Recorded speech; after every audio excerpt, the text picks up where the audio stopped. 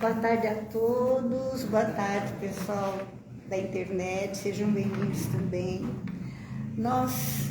Olha quanta gente, que delícia, fico tão feliz, fora os que a gente não vê, né? Nossos amiguinhos espirituais estão se apertando aí para caber bastante gente, né?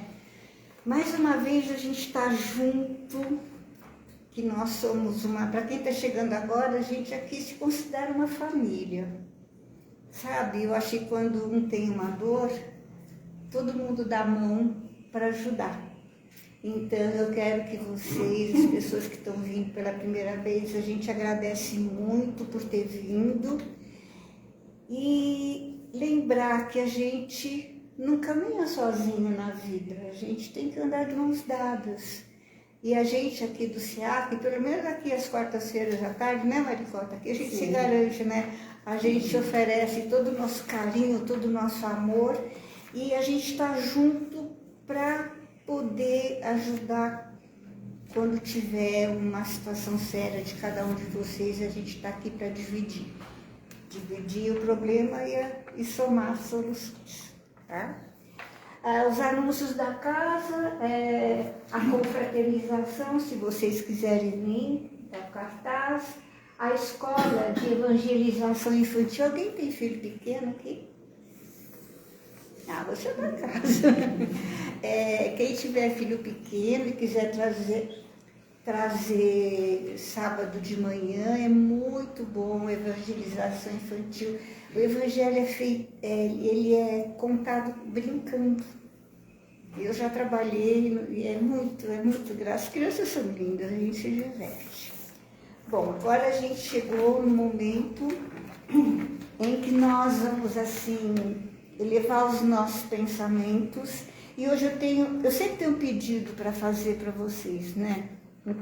Hoje eu tenho um pedido também, um pedido forte, que a gente vai juntar os nossos pensamentos e oferecer o que nós temos melhor de dentro de nós. A partir desse momento nós vamos olhar para dentro de nós vamos pedir ao mentor pessoal de cada um que leve tudo que ele puder extrair de amor, de força, de fé, principalmente de esperança, para todas as pessoas que foram atingidas pelo incêndio de hoje no Shopping 25 de Março. Um shopping inteiro foi destruído às vésperas do fim do ano. Voltou na internet. Então é hora da gente não olhar para nós nesse momento, sabe? Porque por mais dificuldade que a gente tenha na vida, e a gente sabe que a gente não está nesse planeta de passagem, a gente fica muito comovido quando a gente vê uma tragédia dessa e a gente não pode fazer nada, a gente só pode pedir a Jesus que tome conta. Nós vamos fechar os olhos, vamos assim dar um abraço espiritual em todos esses amigos invisíveis que estão com a gente e oferecer para Jesus todo o nosso carinho, todo o nosso amor, a nossa dedicação com a prece que Ele nos deixou. Pai nosso que estás no céu, santificado seja o vosso nome, venha a nós o vosso reino, seja feita a sua vontade, assim na terra como no céu. O pão nosso de cada dia nos dai hoje. Perdoe as nossas dívidas, assim como nós perdoamos os nossos devedores. E não nos deixeis cair em tentação, e livrai-nos, Senhor, de todo mal, que assim seja. Nós pedimos permissão ao mentor aqui da casa do SEAC, ao mentor dos trabalhos de quarta-feira e ao mentor de cada um de nós para darmos início aos trabalhos de hoje. Nós vamos falar, como sempre eu falo que o Evangelho eu acho o máximo, né? Cada capítulo é a nossa vida diária. E esse capítulo 26, ele fala, dar de graça o que de graça receberes. Aí a gente pensa assim, o que a gente ganhou de graça? Você se olha no espelho e vê a imagem assim, maravilhosa da gente. cada um com a sua característica, cada um com seus pensamentos. A nossa imagem refletida no espelho, a nossa simpatia, o nosso amor, a nossa inteligência, o nosso mau humor também. E a gente recebeu tudo isso de graça. Foi um presente de Deus que nós nascemos, somos perfeitos. E a única coisa que a gente tem que fazer nesse mundão de Deus, já que a gente recebeu tudo isso de graça, é a gente se aprimorar com o Espírito. Por que eu falo isso? Porque no dia a dia a gente é, vocês que são jovens, que ainda trabalham, a vida, você não vê passar a semana, né? Levanta, toma um café, vai trabalhar, volta e quando vê, tá cansado, vai dormir, aí passou o ano. Aí a gente olha para trás e fala, poxa, o que eu melhorei espiritualmente? A gente fala, não deu tempo. Aí que tá, não deu tempo. Mas o que é o tempo? A gente domina o tempo. O tempo não pode dominar a gente como ele faz. A gente tem que dominar o tempo. Se não deu tempo da gente fazer o que a gente queria fazer, ou ler um livro, vamos acordar um pouco mais cedo. Ruim, né? Eu sei que dormir é bom, mas a gente tem que aproveitar essa nossa reencarnação para fazer coisas que nos melhorem. E é um pouquinho só por vez, não é assim, eu vou ver a beata e não vou sair da casa espírita, não vai adiantar nada. Não vai adiantar. Vim aqui todo dia, não vai adiantar nada. Porque a mudança está aqui dentro. E, na verdade, a gente não precisa ir em nenhum lugar para amar a Deus, para seguir os passos de Jesus. Você não precisa vir no centro espírita, você não precisa vir numa igreja. Mas acontece que o ser humano não nasceu para viver sozinho, ele nasceu para viver em grupo. Então é muito gostoso a gente vir, eu falo no SEAC porque eu sou fã daqui, a gente vir às quartas-feiras, a gente vê os amigos, a gente recebe abraço, recebe beijo, recebe o que a gente veio buscar e a gente sai daqui muito melhor do que a gente entrou. Essa é a mágica da gente estar em grupo com pessoas que têm o nosso modo de pensar, não igual, semelhante. Porque conforme eu estava falando hoje, né, a gente precisa contestar também. Às vezes você pega um livro e você não consegue acompanhar o que aquele autor está falando porque você pensa diferente. Deixa o livro de lado e pega outro. Uma professora minha aqui de um curso que eu fiz falou, quando você não está conseguindo ler um livro, deixe pegar outro, porque aquele livro não é para você naquele momento. Não se force a ler nada, porque a leitura vai vir para você de uma forma tão gostosa que você não vai querer largar o livro. É assim que a gente faz. A primeira palavrinha que a gente vê no capítulo 26 é o dom da cura. Vocês sabiam que todos nós temos o dom da cura? Quando a gente tem a fé raciocinada, o que é fé raciocinada? É quando a gente não acredita em bobagem. Porque ela cartomante, com todo respeito, porque eu já fui muito. A cartomante, nunca deu certo, mas eu já fui. A cartomante fala assim, porque você vai, não sei o quê. Será que é verdade? Será que ela está intuída para falar? Tem umas que são intuídas, mas a maioria não é. Aí a gente não pode levar aquilo a sério. Se quiser ir por distração, vai, mas cuidado. Não, segura, fecha o seu coração se você quiser ir de curiosidade. Não leva ao pé da letra. Porque a fé raciocinada é quando a gente entende as palavras de Jesus. Quando a gente questiona, a gente pega um livro, sei lá, você pode pegar Gênesis e começar a ler e falar, eu não concordo, é um direito da gente. Quando a gente estuda o Espiritismo, cada um de nós entende de uma forma. A forma geral, todo mundo pensa igual, mas as particularidades, cada um adapta para o seu jeito. Então, quando a gente vê pessoas que cobram para ter o dom da cura. Ah, eu faço um trabalho para você, você vai curar. Ah, eu ofereço aquilo. É espiritualidade, não é espiritismo. Qual é a diferença das duas palavras? O Allan Kardec, ele criou a palavra espírita ou espiritista, porque naquela época, 1860, 1850, por aí, tinham muitas pessoas que liam cartas, jogavam alguma coisa, sempre iludindo as pessoas que estavam lá. E para evitar isso, ele mudou a palavra, porque a palavra espiritualista era pensado de uma forma muito errada. Então ele mudou para espírita ou espiritista. Normalmente a gente ouve espírita, tá? As preces pagas. Aí a gente vai entrar. As preces pagas um pedacinho do capítulo, ela é bem instigante, porque, como chama aquele lugar que eu fui? Maria, me ajuda. Onde tem os monges? Budismo. Porque no budismo é normal você pagar. Eu fui na Raposo Tavares, eu esqueci o nome daquele lugar que é maravilhoso. O Templo Zulai, até indico vocês fazerem um passeio lá, é maravilhoso.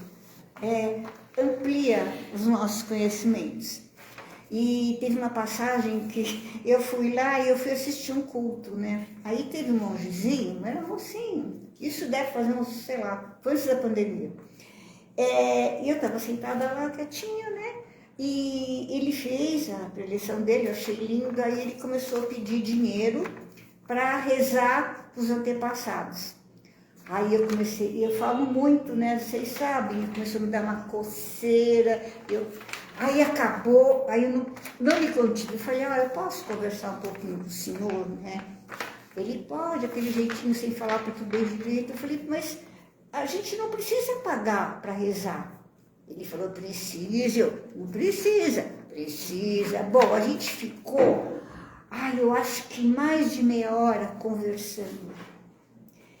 E ele me convenceu que aquele dinheiro era para... eles faziam a prece, mas era para ajudar o templo. Eu achei que eu tinha que respeitar a opinião dele, né? E a gente ficou melhores amigos, mas eu não fiquei convencida. Porque eu acho que pode fazer diferente, pedir um dinheiro realmente, porque é um templo enorme, lindo. Você já foi lá, Gilmar? Ai, vai, é muito lindo, você vai gostar muito. Não, na Raposo Tavares, aí você vai indo, é perto, dá uma meia hora. Tem uma placa enorme, você entra direito, mensagem de terra, você chega lá, é bárbaro, lindo mesmo, vale a pena. E o budismo é uma religião muito linda. Ela é muito antiga. Eu não concordo, porque como eu sou espírita, em pagar para rezar. Mas se eu fosse budista, eu estaria convencida e daria como uma contribuição para o templo, sem questionar. Vocês já viram aqui, até a gente fala para o outro assim, reza para mim, eu não estou legal, você reza para mim? Não é comum a gente ouvir isso? Reza para mim, né? Aí eu falo para você, tudo bem, eu não estou bem, ele está ótimo. Eu falo, me ajuda, você reza para mim? Tá, mas por que eu não rezo por mim? Eu não tenho confiança em mim? Eu sou filha de Deus. Ele é ótimo, tudo bem, mas eu tenho que rezar por mim. A gente nunca deve dizer, isso a gente faz muito, a gente ouve muito, a gente nunca deve dizer para o outro rezar para a gente. Porque todos nós temos impressão digital diferente, mas todos nós somos filhos de Deus e Deus mora aqui dentro. Nós somos irmãos de Jesus, a gente tem força, a gente tem um poder imenso. Por que a gente não olha para dentro da gente e não acredita no poder que a gente tem? Quando a gente está com a autoestima lá em cima, tudo flui melhor. Eu tenho uma autoestima porque eu sou filha de Deus, eu tento melhorar a vida, e se alguém falar uma coisa ruim para mim, eu não vou ligar, porque o problema é dele e não é meu. Ninguém é obrigado a gostar da gente. mas nós somos obrigados a gostar de nós. Esse é o segredo. A gente precisa gostar de nós e a gente que está aqui, né, a gente escolheu o Espiritismo porque ele traz resposta, a gente seguir no caminho do bem. É muito assim, prazeroso a gente conseguir entender quando aparece uma pedra no caminho da gente. Às vezes a gente olha a pedra e ela fala, não vou conseguir. Consegue, porque se ela está no nosso caminho de vida, é porque a gente tem força para superar. Porque nós escolhemos o nosso caminho quando a gente reencarna. E esse capítulo também fala de uma parte da vida de Jesus que eu amo de paixão, que é quando ele expulsa todos aqueles... Eles chamam de vendilhões, eu chamo de camelô, é tudo igual, tá? Vocês lembram aquela passagem que ele está, que Jesus chegou no templo e estava lotado de barraquinha, eles vendendo as coisas, e Jesus estava vindo de uma discussão com os apóstolos, ele não estava muito bem aquele dia. Ele chegou, estava bravo, né? Tem um filme passando, não lembro qual o nome agora, que essa cena é muito bem feita. Então ele chega lá no templo, ele olha assim, vê todos aqueles camelôs ali, tudo lá, e fala, o meu pai não é materialista.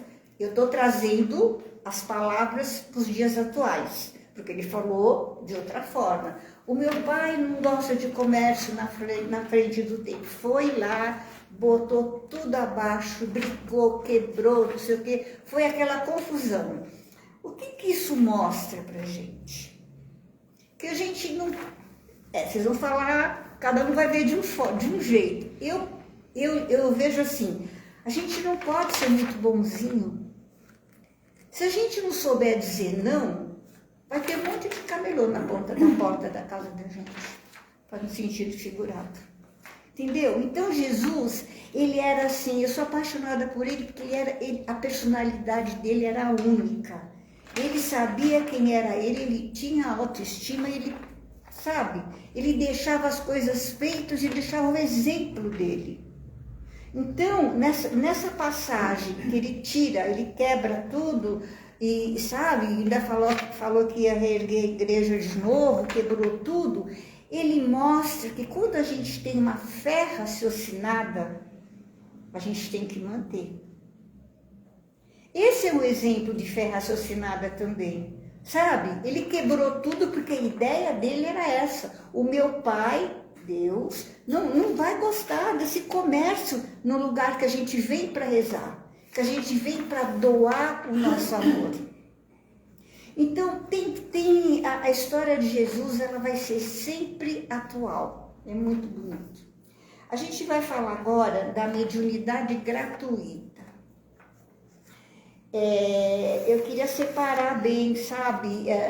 Eu vou falar só do Espiritismo e vou falar só da opinião de Kardec, respeitando qualquer outra filosofia. Eu não quero que tenha interferência, tá?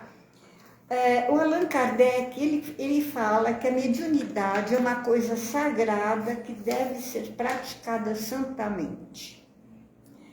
Isso, trazendo para os tempos atuais, a gente vê que essa parte da espiritualidade, ela está muito mistificada. A gente tem dificuldade em saber quem é que vai, como é que eu vou confiar em alguém. Ainda bem que Deus sabe. Mas, por exemplo, tem uma passagem no Livro dos Espíritos que diz o seguinte...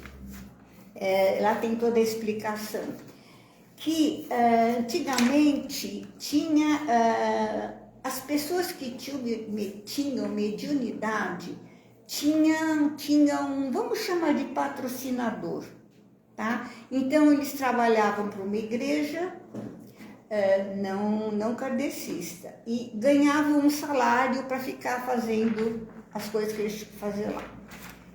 Aí você pensa, poxa, mas se Deus é o Senhor de todas as coisas e Jesus é aquilo que a gente conhece, Allan Kardec traduz assim, a mediunidade não pode receber por isso, porque todo médium deve ganhar o seu próprio sustento e exercer a mediunidade em nome de Jesus. Tudo que a gente fala é assim, não tem prova, né? A gente acredita no que a gente tem o livre-arbítrio de acreditar. Mas se a gente vê que desde 1700 e pouco até hoje a literatura fala exatamente igual, é porque é verdade. Se a gente questiona, mas Deus existe, que energia, não sei o quê, os primeiros povos do planeta, eles já reverenciavam um ser maior, que a gente não conseguia ver. Quer dizer, a nossa fé, ela vem desde que, no nosso conceito, né, aqui do SEAC, desde que os exilados de Capela vieram ajudar os primitivos que estavam aqui. Quem não sabe, Capela é um planeta pequenininho no nosso sistema solar e que a literatura diz que de um determinado momento... Esse é um bom livro para você ler, mais tarde, é bem interessante. Aí o que acontece? O Capela passou por um processo que a Terra vai passar, ou seja, indo para a regeneração. A gente ainda vai demorar bastante tempo, mas a gente está no caminho. Agora, Capela chegou no ponto que ela ia mudar para a regeneração. Então, o que aconteceu? Todos os espíritos que não se adequaram à lei do amor foi mandado para cá. Bacana, né? O planetinho que a gente nasceu foi mandado para cá. Por quê? Porque eles tinham já um certo conhecimento e a Terra estava começando a ser habitada. E aí eles tiveram a oportunidade de se melhorar. Da mesma forma, né, que o Divaldo fala também isso. Tem no YouTube, tem uma palestra que ele fala que quando a gente chegar na regeneração, que não se adequar, vai ser enviado para um planeta primitivo que também vai ter a função de aprimorar os espíritos. Então a gente está aqui, né? A gente está aqui, a gente adora Jesus, a gente acredita, a gente questiona também, precisa questionar o que a gente tem dúvida e a gente vai sem esquecer, vai seguindo a vida sem esquecer que nós temos que ter também a consciência, não só nessa vida material, mas na nossa vida espiritual, porque tudo que a gente conseguir, a gente nunca vai perder na próxima encarnação que a gente tiver, tá? Eu, assim, deixo um abraço muito apertado em cada um de vocês, um beijo de luz no coração de vocês, que vocês recebam e vão receber tudo que vocês vieram buscar, tá bom? Beijo para vocês.